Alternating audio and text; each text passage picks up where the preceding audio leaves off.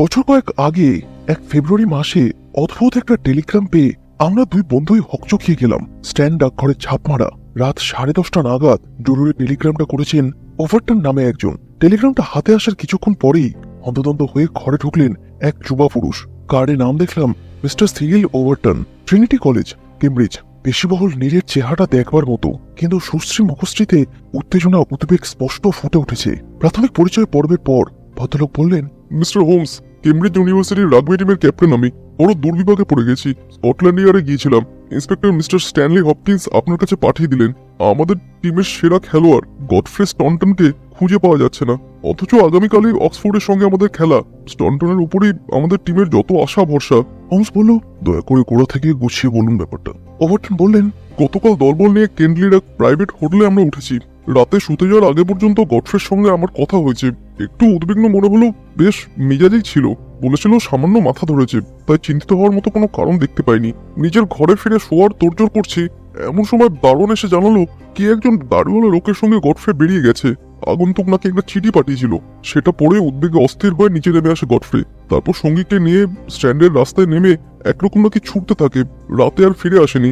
দাড়িওয়ালা লোকটি কে কোত্থেকে এলো কিছুই জানি না, অথচ বুঝতে পারছি গডফ্রে আর ফিরে আসবে না। গডফ্রে মনে প্রাণে স্পোর্টসম্যান, ক্যাপ্টেনকে দুর্ভোগে ফেলার পাত্র সে একদমই নয়। বুঝতে পারছি নিশ্চয়ই গুরুতর এমন কিছু ঘটেছে, যার ফলে এমন সঙ্গীর মুহূর্তে তাকে কালকের কথা ভুলে গিয়ে হোটেল ছেড়ে চলে যেতে হয়েছে। সকালে ওর ঘরে গিয়ে দেখলাম সবই যেমনকারটা তেমনই পড়ে রয়েছে। আমি যে কি করবো, মাথা আর স্থির রাখতে পারছি না মিস্টার হোমস। হোমস তন্ময় হয়ে শুনছিল। জিজ্ঞেস করলো, এরপর এখনো পর্যন্ত কি কি করলেন আপনি সেটা বলুন। রাত 11টা নাগাদ একটা ট্রেন ছিল। কেমব্রিজে ফিরে গেল কিনা এই ধারণা করে টেলিগ্রাম পাঠালাম একটা, কিন্তু জবাব পেলাম কেউ তাকে ফিরে যেতে দেখেনি। তারপর মনে হলো যদি কোনো কারণে টাকা কড়ির অসুবিধায় পড়ে গিয়ে থাকে তাহলে নিশ্চয়ই কাকার কাছে যাবে। ওর কাকা লর্ড মাউন্ট জেমস, নিশ্চয়ই নাম শুনেছেন। ইনি তো ইংল্যান্ডের ধনকুবেরদের একজন। ওই নাম সকলেই তো চেনা। আপনার বন্ধুর আত্মীয় নেই? হ্যাঁ, সম্পর্কে কাকা। কেবল তাই নয়, একমাত্র উত্তরাধিকারী। যদিও সারা জীবন এক পেনিও দেননি গডফ্রেকে, হার কেপ্পন বলতে যা বোঝায়।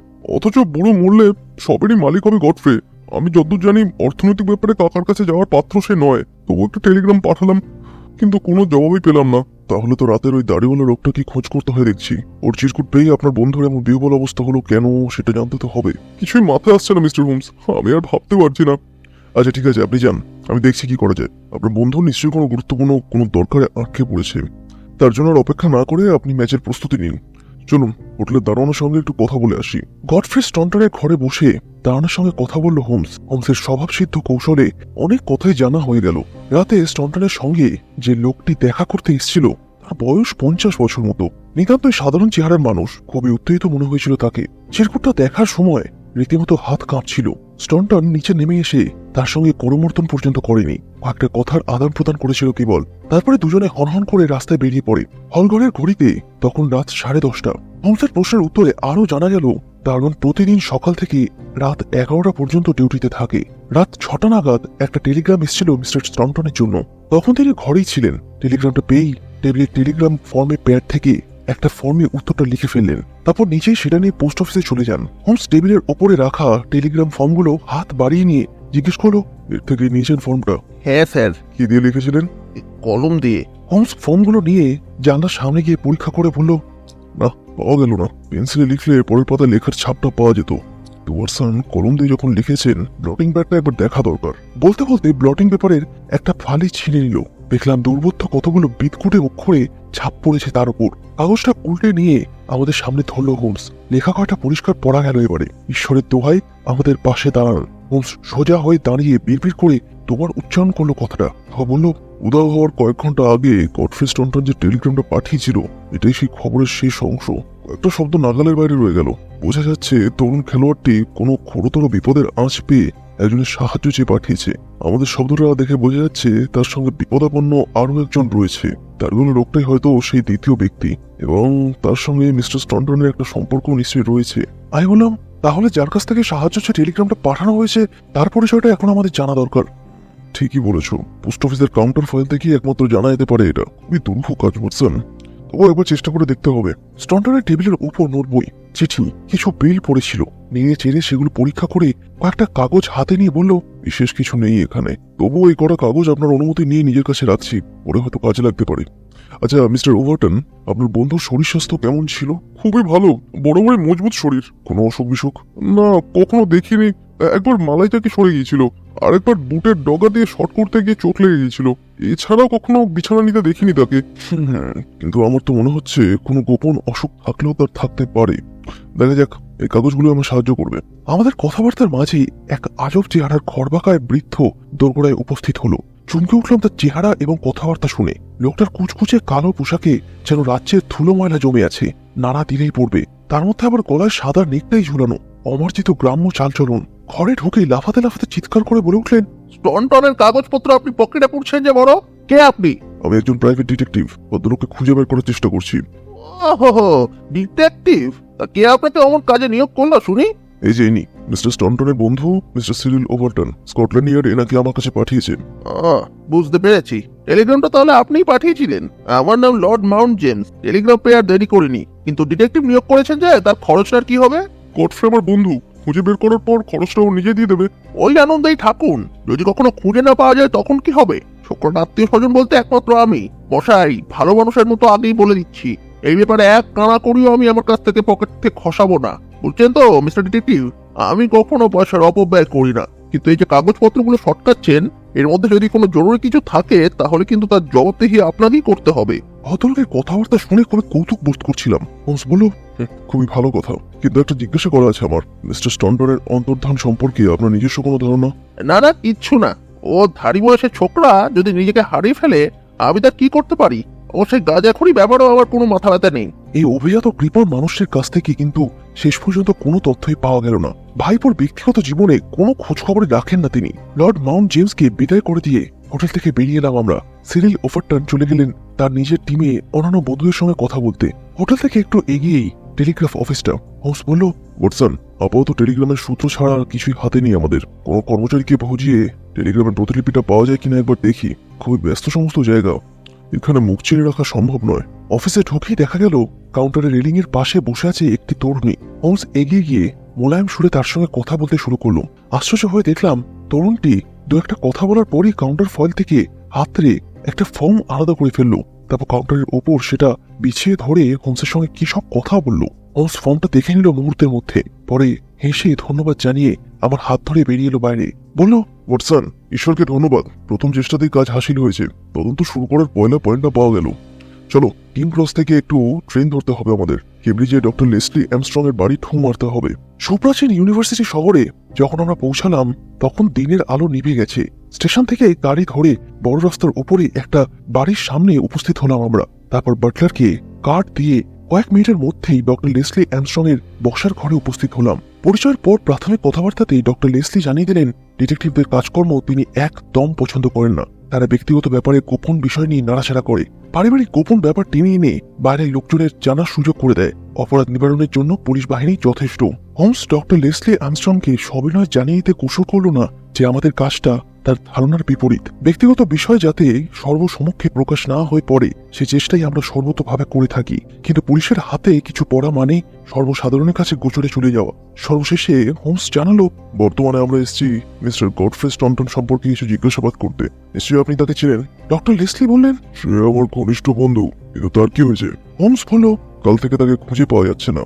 আগামীকাল ইউনিভার্সিটির ফুটবল ম্যাচ, অথচ গত রাতে হোটেল থেকে বেরিয়ে আসার পর পর্যন্ত তাকে আর ফিরে আসতে দেখেনি কেউ। খবরটা শুনে ডক্টর লেসলি মুখে কোনো বিকার বা ভাবান্তর চোখে পড়ল না। হোমস জিজ্ঞেস করলো, তিনি কোথায় সেই সম্পর্কে কিছু জানেন? না, কিছুই না। মিস্টার স্টনটনকে কখনো অসুস্থ হতে দেখেছেন আপনি? কখনোই না, নিরেট স্বাস্থ্য তার। কথাটা শোনার সঙ্গে সঙ্গে হোমস ডক্টরের সামনে একটা কাগজ মিলে ধরলো। বলো, ওই রসিদটা মিস্টার স্টনটনের টেবিলে অন্যান্য কাগজপত্রের মধ্যে পাওয়া গেছে। গত মাসে তিনি 13 দিনই পাঠিয়েছিলেন কেমব্রিজের ডক্টর লেসলি আর্মস্ট্রংকে। এ সম্পর্কে আপনি নিশ্চয়ই কিছু আলোকপাত করতে পারবেন। চোখ মুখ লাল হয়ে গেল ডক্টরের। কঠোর স্বরে বললেন, এই সম্পর্কে আপনার কিছু বলার মতো প্রয়োজন বোধ করছি না আমি। যত সময় পুলিশকে তাহলে আপনার ব্যাখ্যা শোনাবেন খন। তবে কি জানেন ডক্টর, আমার উপর আস্থা রেখে খোলাখুলি সব কথা বললেই ওদের বুদ্ধিমানের কাজ হতো।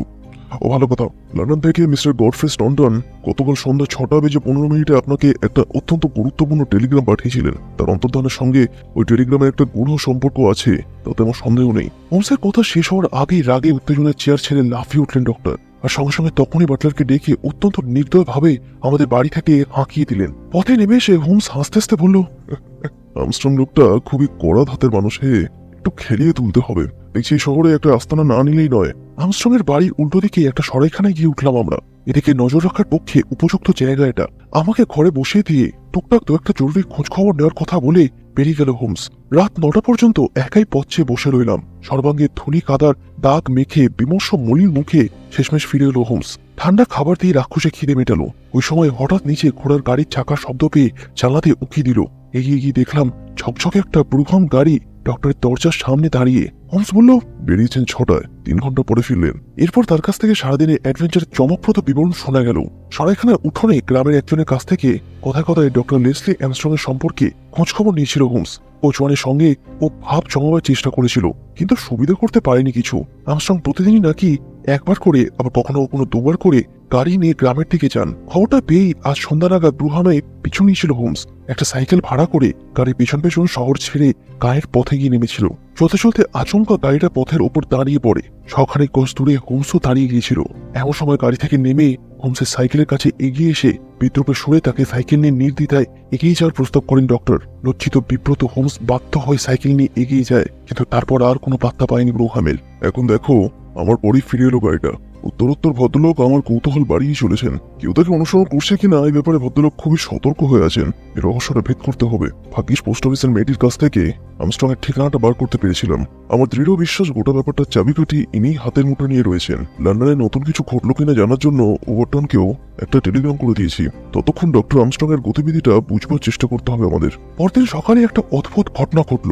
ডক্টর লেসলি আর্মস্ট্রং এর একটা চিরকুট পৌঁছে গেল আমাদের ঘরে। ছোট্ট কয়েকটা লাইনে জানিয়েছেন তার গাড়ির পিছনে ধাওয়া করে হোমস যেন মিছিমিছি সময় নষ্ট না করেন। এতে মিস্টার স্টন্টনের কোনো উপকারী হবে না, বরং হোমস যেন লন্ডনে ফিরে গিয়ে তার নিয়োগকর্তাকে রিপোর্ট দেয় যে তার ভাইপোর কোনো হদিশ পার করা তার পক্ষে সম্ভব নয়। প্রার্থনা শেষ করি আমার দিকে চিঠিটা ছুঁড়ে দিয়ে উঠে দাঁড়ালো হোমস। বলল, নিশ্চয়ই আবার বেরোচ্ছেন, তাই চিঠি দিয়ে আমাদের উদ্দেশ্যটা যাচাই করছেন। ওয়াটসন, আমি বেরোচ্ছি, সন্ধ্যার আগে ফিরে আসবো। সারা দিনটা কুড়িকাট গুনে কাটলো আমার। বন্ধুবর ফিরে এলো রাতের অন্ধকারে, ক্লান্ত অবসন্ন দেহ, কিন্তু কোনো সুখবর শোনাতে পারল না। ডক্টর আর্মস্ট্রং এর গাড়ি যেদিকে গিয়েছিল কেমব্রিজের শহরে, সেদিকটা সারা দিন ধরে চষে ফেলেও ব্রুহাম গাড়ির পাত্তা সে করতে পারেনি। হয়রানি সার হয়েছে তার। একটা টেলিগ্রাম এসেছিল হোমসের নামে, এগিয়ে দিলাম সেটা। ঘুরে পড়েই সোৎসাহে বলে উঠল, ওয়াটসন, আমার টেলিগ্রামের জবাবে বন্ধুবর ওভারটনের জবাব জানিয়েছে ট্রিনিটি কলেজের জেরেমি ডিকসনের কাছ থেকে পম্পিকে চেয়ে নিতে। কিছু বুঝতে পারছো না তো? পারবে, একটু পরেই বুঝতে পারবে সব। এক্ষুনি একটা চিরকুট পাঠিয়েছি মিস্টার ডিকসনকে। ভাইয়া, আমাদের কপালের দুর্ভোগ মনে হয় শেষ হতে চলেছে। আচ্ছা, ম্যাচ সম্বন্ধে কোনো খবর রাখো। বললাম, শান্ত দৈনিকে দেখেছি কেমব্রিজের ভাগ্য মন্দ, অক্সফোর্ড 1 গোলে জিতেছে। পরিদর্শক বিবরণী লিখেছে দুর্দান্ত পরিশ্রম করা সত্ত্বেও দলটা হেরেছে 3 কোয়ার্টার লাইনে দুর্বলতার জন্য। তখন ইন্টারন্যাশনাল খেলোয়াড় গডফ্রে স্টন্টনের আকস্মিক অনুপস্থিতিতেই দলটাকে চূড়ান্তভাবে হারতে হলো। যা হওয়ার হয়ে গেছে, কালকের দিনটা আমি দেখব, বলল হোমস। পরদিন সকালে আমার ঘুম ভাঙার আগেই হোমস রীতিমতো একটা অভিযান সম্পূর্ণ করে নিয়েছিল। ব্রেকফাস্টের টেবিলে বসে শোনালো, আজ ডক্টর আর্মস্ট্রংকে অনুসরণ করে তার গন্তব্যস্থলে পৌঁছাতে হবে আমাদের। সেই আয়োজন আমি সম্পূর্ণ করেছি। তুমি তো আমার হাইপোডার্মিক সিরিঞ্জটা চেনো। সিরিঞ্জ ভর্তি মরির তেল ছড়িয়ে এসেছি ব্রুহামের পেছনের চাকায়। পম্পিও এসে গেছে। ওস্তাদ ব্লাড হাউন্ড হাওয়ার বেগে দৌড়াতে পারে, একবার গন্ধের ওপর নাক রাখলেই হলো। গন্ধ শুকে ঠিক জায়গায় পৌঁছে যেতে এর জুড়ি নেই, জানোই তো। গন্ধ অনুসরণে পটু হাউন্ডের নাকে একবার মুড়ির তেলের গন্ধ ঠুকলে আমাদের কাজটা কত সোজা হয়ে যাবে।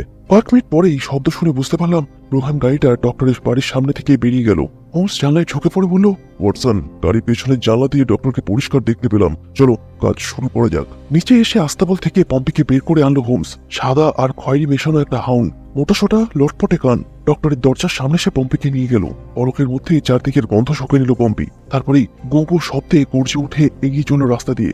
গলাবন্ধের চামড়ার ফিতেটা সামলাতে সামলাতে চললাম আমরা। খানিক দূর এগোতেই বড় রাস্তা ছেড়ে একটা গলির মধ্যে ঢুকে পড়ল পম্পি। এমর ওমর করে গলিটা এসে আচমকা বেঁকে গেল শহরে যাওয়ার বড় রাস্তার দিকে। হোমস বলল, দেখেছো ওয়াটসন, ঘুর পথে চক্কর খাইয়ে ডক্টর আমাদের কিরকম হয়রানি করছেন। এই লুকোচুরি পেছনে যে বড় রকমের উদ্দেশ্য লুকিয়ে আছে সে ব্যাপারে আমি নিশ্চিত। সামনে ডাইনের গ্রামটাই মনে হচ্ছে টাম্পিংটন। আরে সর্বনাশ!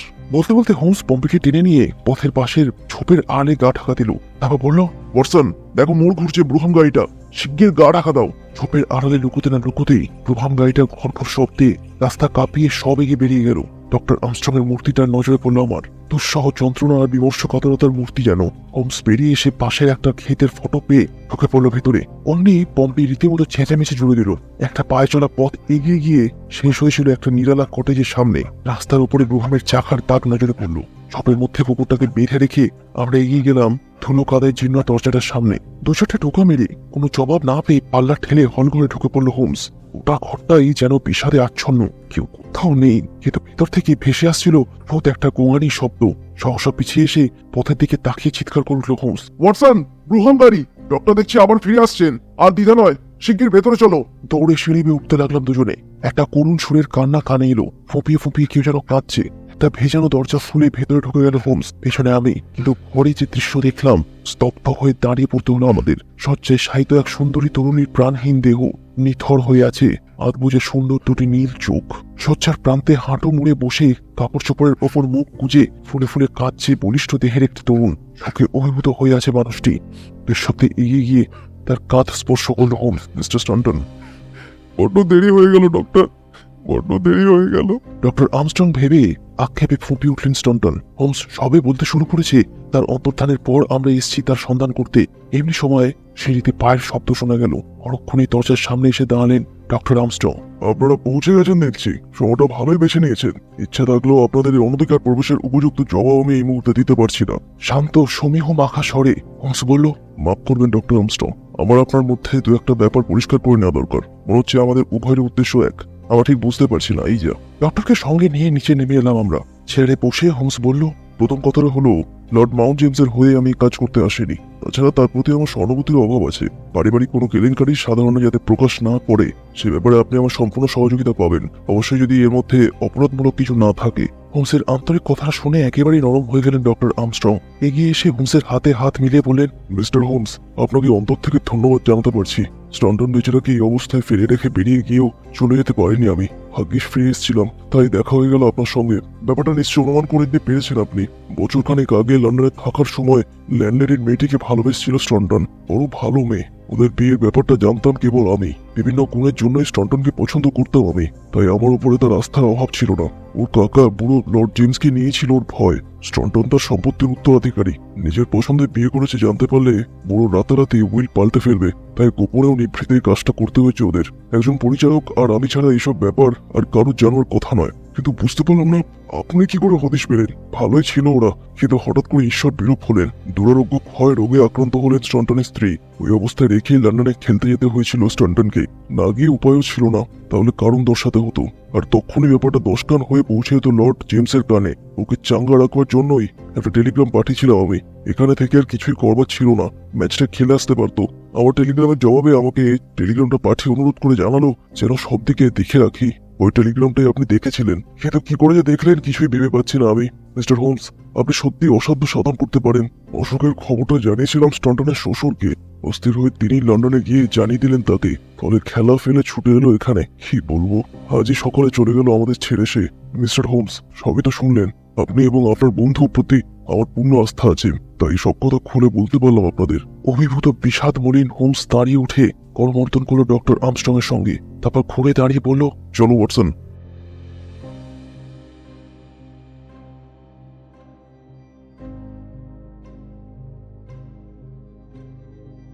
I can feel the